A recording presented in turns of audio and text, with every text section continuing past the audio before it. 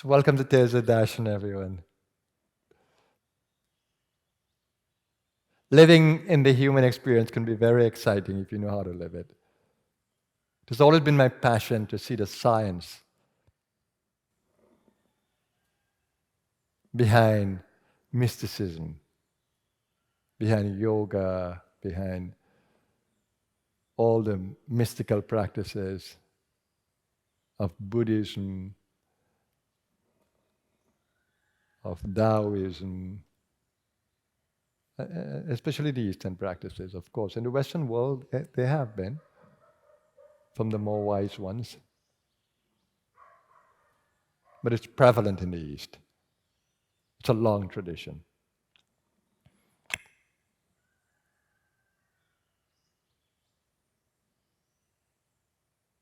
The goal is to live more purposefully, more fully, and more masterfully. That is the goal. And like I've been telling you from my balcony talks as well, don't be impatient. And also from my darshan, don't be impatient on the journey. Life is designed, orchestrated in the perfect way to move you from darkness into light. Don't interfere with that. Work in harmony with the program of karma. You've come here with a lot of memories. I don't want to call it baggage, memories of the past. Past desires, past trauma.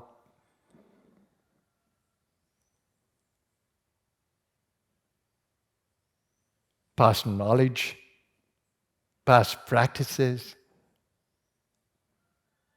And the stage before you, life's stage before you, is perfectly designed.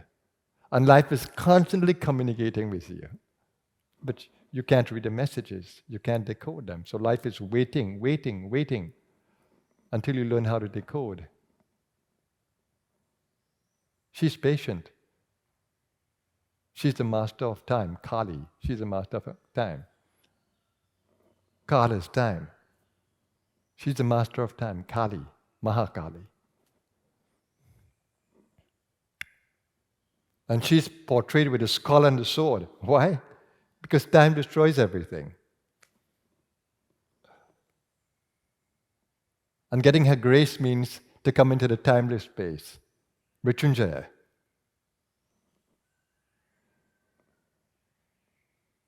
Deathless. Mrityu is death. Jaya is victory. Victory over death. So praying to her, you're praying to her through the Mrityunjaya mantra as well, Maha Mrityunjaya mantra.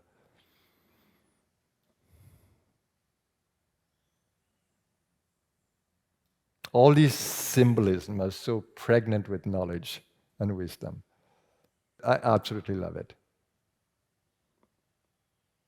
Because I love stories, I love poetry. I love metaphors. I love science. What keeps us in illusion is energy holes. An energy hole at every chakra. It's an energy. That's why in the yogic journey we speak about untying the knots. These energies are like knots. Chakras are like energy hubs. And they vibrate. They're vibrational, they're energetic. If dissociated, matter is only a matter of atoms and molecules all together.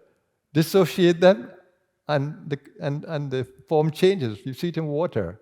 Ice, water, steam, vapor.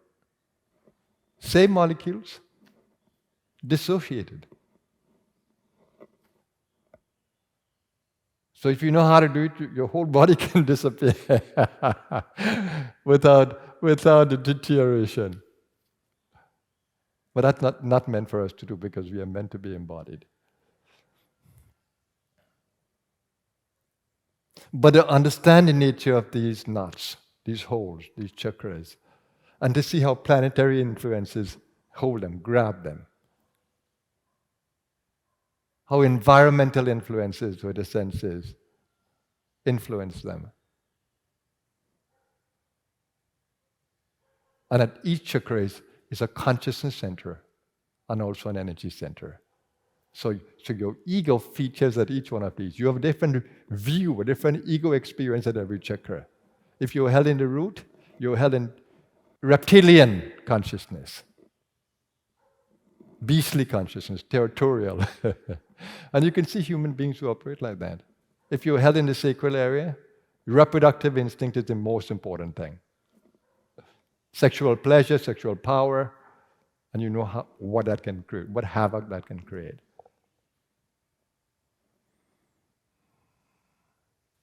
When you're held at the navel, it is vital power. And unchecked, that again becomes a very powerful deterrent. And emotional. At the heart is the emotional consciousness and emotional energy. When ego is held there, we become very emotional, or we have the opportunity to explore the territory of emotions. And there are such beautiful emotions there. You see it in poetry and dance and lovely vocal expression and mudras. And Qigong and Tai Chi are like mudras. They operate with the gut and the heart and the mind, and such beauty. In yoga, you see it in the yoga of flow. When you come to the throat, it's peace and wisdom.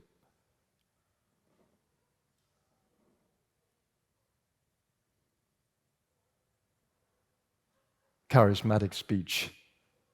When it comes to the mind, it's clarity of ideas. It's like the excitement of ideas and creativity.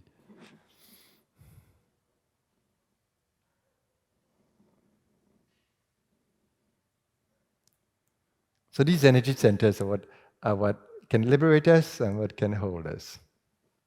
But the goal, like I said this morning, is how you're centered. How are you centered? The way you are centered. It's about centering. It's not about duality. It's not about what is outside of you. It's where you're looking. Are you looking from the base?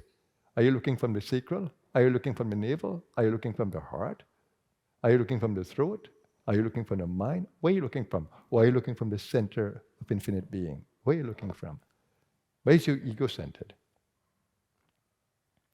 In the crown, ego is completely flawed. It's surrendered. It's transparent. At the brow, ego still has some power. But it has also the opportunity to be an instrument, conscious instrument. It's an exciting journey. I never knew that this is the path that I would have taken. I was so into the mental path and the bhakti path associated with it.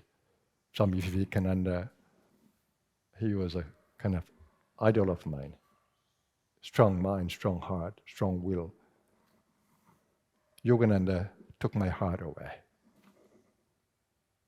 He completely brought me into that Kriya Yoga space and love and pranayama, Kriya pranayama.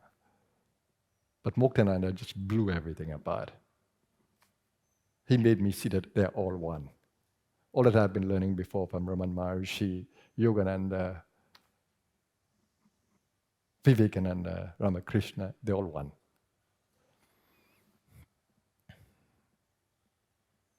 That's the Mahayoga path.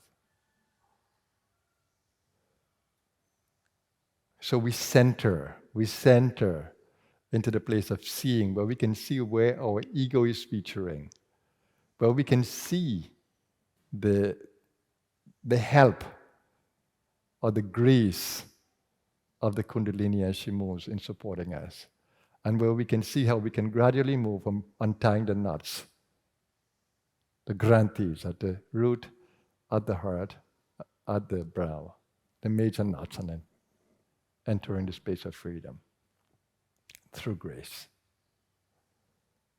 So all these talks are just to inspire you. I can't give you anything you don't already have. I just give you a burst of inspiration. And I have a messenger just to point the way. You have to do the work. I can make your travel easier by speaking to you, singing for you, cheering you along the way. But that's as much as I can do.